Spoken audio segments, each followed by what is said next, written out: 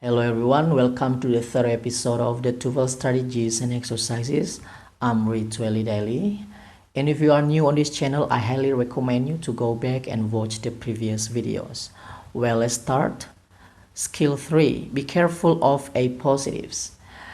Appositive can cause confusion in structured question on TOEFL tests because appositive can be mistaken for the subject of a sentence, but actually the appositive is not a subject. It's just an extra information about the subject. And an appositive is a noun that comes after another noun and has the same meaning as the subject. And also appositive is generally set off from the noun with commas. And look at this sentence. Sally is the subject and there are two commas there, and the student in the class is a positive phrase. Well, let me tell you that a positive phrase is the same thing or the same person as the subject. Okay, it means that if we leave out the appositive phrase, the sentence still makes sense. For example, if we leave out the best student in the class, and then the sentence, Sally got an A on the exam, the sentence is still remain the same, have no change, the meaning is always the same. That is a positive. Okay, now let's look at this example. George is attending the lecture. Okay, here there are two commas there, and in the between of the commas there is George, so it means that George is a appositive. It means the sentence is missing the subject. Let me remind you that subject must be a noun. Look, right now is not a noun, so right now is not correct here, and happily it also is not a noun. Because of the time also it's not a noun, so the best answer is my friend George is attending the lecture. My friend is a noun, so it is the subject. Well, the second example is Sarah rarely misses her basketball shot.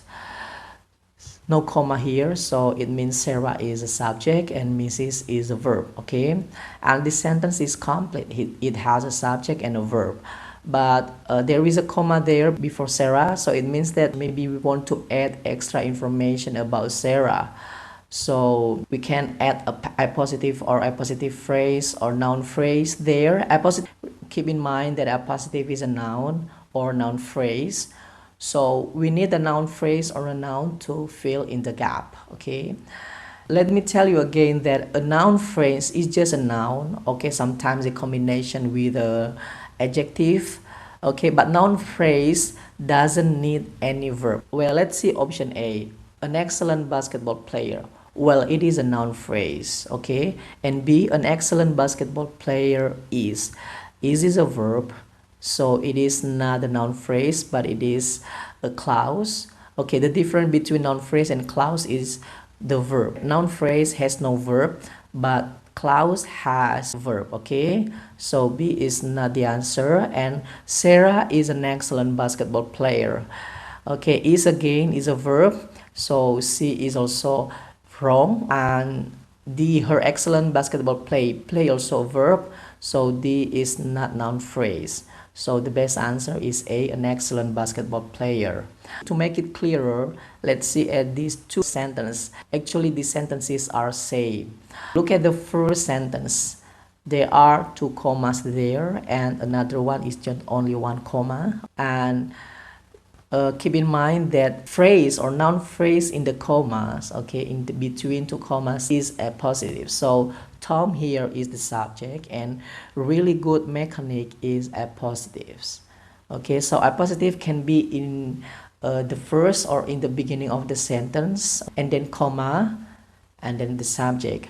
And also it can be after subject, but if the appositive is between the subject and the verb, it must have two commas. Okay, well, this is the exercises that you have to do as usual. There are 10 sentences, and what you have to do is to determine whether these sentences are correct or no. You may pause this video first, and then once you finish, you may replay it. Well, if you have finished that, let's start to discuss number 1. The son of the previous owner The new owner is undertaking some fairly broad changes in management policy. The son of the previous owner, this is a comma, this is a noun phrase. The new owner, it is a noun, and is a verb. So we can say that the new owner is the subject here. The son of the previous owner is a positive phrase. Well, this sentence is correct. It has a subject and a verb. So number 1 is correct. Next, number 2. Last semester, a friend graduated cum laude from the university. Okay, last semester is not a noun. It is adverb, so it cannot be any subject, okay, or a positive, no. And look at the 2 commas there. So it means that a friend is a positive and graduated is a verb, is a past form of the graduate. So it means the sentence is missing the subject. So we need a subject to fix it. And the sentence could be, last semester Philip Chan, it is the subject here, a friend graduated cum laude from the university. So number 2 is incorrect. Next, number 3, Valentine's Day, February 14, is a special holiday for sweetheart. Valentine's Day is the subject, it is a noun, and there are 2 commas there. So February 14 is a positive. Is it a subject verb? The sentence is complete. It has a subject and a verb. So number 3 is correct. Well, number 4, at long last, the chief executive officer has decided to step down. At long last is adverb, okay? And the chief executive officer is a positive. It is in the middle of 2 commas, okay? And has is a verb, and the sentence is missing the subject, okay? So we need a subject to fix it, and the sentence could be, at long last, Bob, the chief executive officer, has decided to step down. So number 4 is incorrect. Well, number 5, tonight's supper, leftovers from last night, did not taste any better tonight than last night. Tonight's supper is a noun, so it is a subject. 2 commas there. So leftovers from last night is a positive phrase, and did is a verb. So number 5, it has a subject and a verb, so it is correct. Well, let's continue to number 6. The only entrance to the closet, the door was kept locked at all times. The only entrance to the closet is a positive phrase, okay?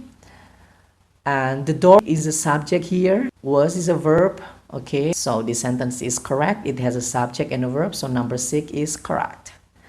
And number 7, in the cold of winter, a wall heating unit would not turn on. In is a preposition. Remember the second episode? It is a preposition. So in the winter cold is a prepositional phrase. It is not subject, okay? A wall heating unit is a positive because it is in 2 commas. And would is a modal and turn is a verb. So the sentence is missing the subject. Also, we need a subject to make it correct. So the sentence could be, in the cold of winter, the electric heater, a wall heating unit, would not turn on. So number 7 is incorrect. Next, number 8.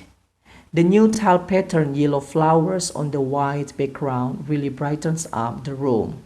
There are 2 commas here, so it means yellow flowers on the white background is a positive phrase, and the new tile pattern is the subject. Okay, really is an adverb, and brightens up is a verb, and the sentence has subject and a verb. Okay, so it is correct. Well, number 9. The high-powered computer, the most powerful machine of its type, was finally ready for use. The high-powered computer, okay, it is a noun phrase. And also the most powerful machine of its type, also noun phrase. Okay, so we can say that as the first noun phrase is a subject, and the second noun phrase is a positive. But as we say that a positive must be the middle of 2 commas, so we need another comma here. So between computer and the, we need a comma, and was is a verb. So the sentence is missing the comma, And the sentence could be, the high-power computer, the most powerful machine of its type, was finally ready for use. So number 9 is incorrect. Then number 10, the last one, a longtime friend and confidant, the psychologist was often invited over for Sunday dinner. Was is a verb. It means that the psychologist is a subject and a longtime friend and confidant is a positive phrase. This sentence is correct. It has a subject and a verb, so number 10 is correct. Well, it is for this episode, and see you.